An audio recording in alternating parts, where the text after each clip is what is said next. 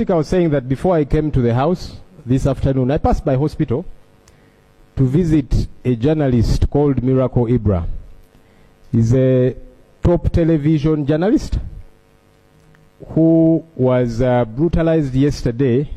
His eye was shattered.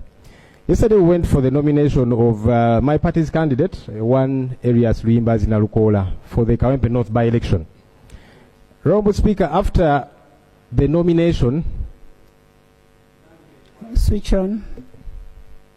Switch on. Honorable Speaker, the candidate was assaulted, taken away. A couple of people were picked up and others brutalized.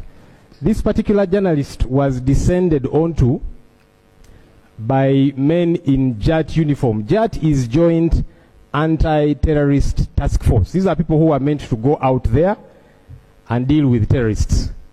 They descended on this journalist who was fully branded as a journalist with his camera and beat him up with batons, shattered his eye and broke bones around his face. The doctors are not sure that his eye will see again, whether it will recover. They are struggling to deal with that situation. Honorable Speaker, one, I think government needs to tell us what the exact role of JAT is. I don't know what they're doing in a by-election, but also what are we doing going after journalists doing their job?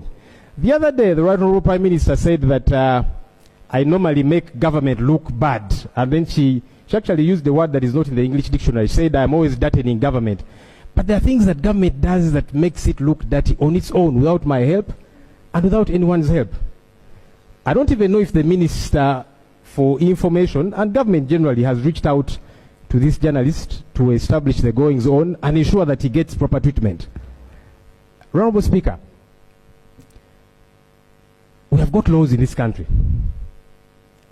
For the umpteenth time, I want to implore government to follow these laws.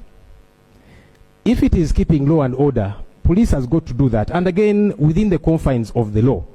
So we would want to understand what is JAT doing, being involved in such a process.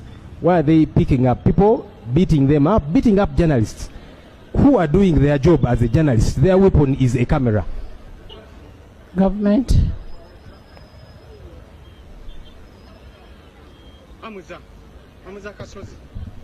Speaker. Thank you. Thank you, Madam Speaker. The Right Honorable Prime Minister yesterday but one made a statement when the leader of opposition made a statement here.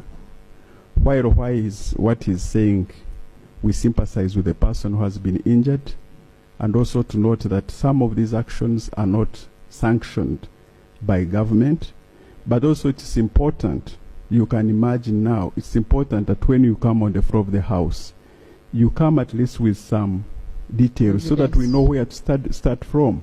Like now, you are claiming that these people who beat this person are members of JAT. How can now government know at this material time whether this was a police person, whether it was a goon, or something else? So it's important, Madam Speaker, that we take, while this house is a place where we should represent our people, while this house is a place we should represent our people. It's a place of record. It's a place of record. It's a place of action. You are not going to come and say JAT people or police or military. We don't know, but we shall cross-check what happened. Honorable Love, it is very, very unfortunate. It is very, very unfortunate that whatever happened to the gentleman in hospital, that is regrettable. But what we need to find out, because nobody is above the law, what we need to find out, who in particular, because I believe there are other people, there were other journalists who were there. There could be somebody who could have taken a picture of the person who brutalized the patient. Let's have that information, and then we make a follow-up of that information, and we take action.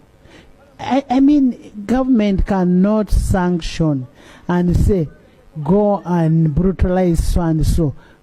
Who is that person to be brutalized? I appreciate you, Right Honourable Speaker, for that guidance.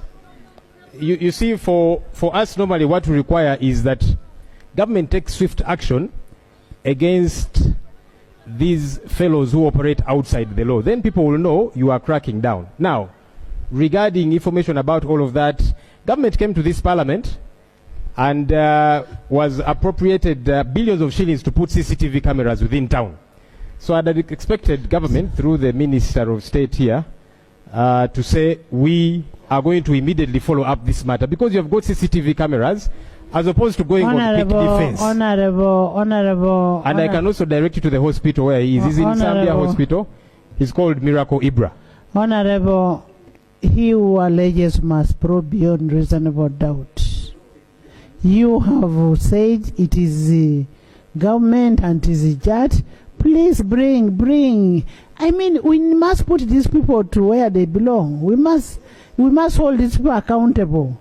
Because if it is true that these judge people did all this, why would they beat that young man? Why? That is a question we are asking, why? And where did the incidents take place from? KAWEMPE.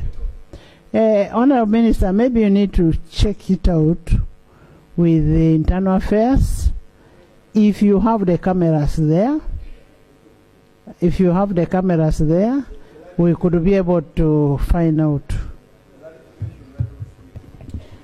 Madam Speaker, we shall follow up and action will be taken, because the security agencies are supposed to protect the citizens of Uganda and the territorial integrity of the country. So we shall follow up, and certainly we shall visit also the journalist who was injured.